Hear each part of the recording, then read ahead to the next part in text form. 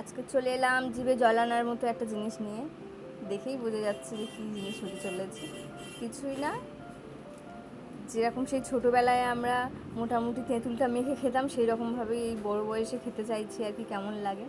প্রথমে দুটো তেঁতুল নিয়ে নিয়েছি, আর একটু ওটাকে কী বলে, বিট লবণ, হলুদ, লঙ্কার গুঁড়ো আর সর্ষের তেল।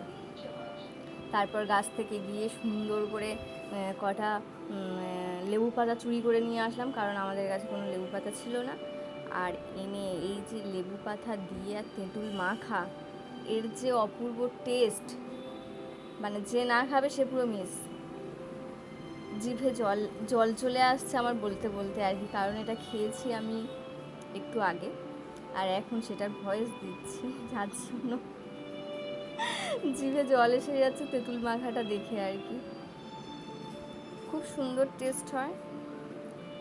মানে বাড়িতে দুপুরবেলা বেশ খাওয়া দাওয়ার পর ওই আয়েশ করে বসে একবার তেঁতুল মাখা খেয়ে দেখলে ভালোই লাগবে আর কি। তো আমরা সেই জন্য দুপুরবেলা খাওয়া দাওয়ার পর বসে গেছি তেঁতুল মাখতে। আর এগুলো হলো লেবু পাতা।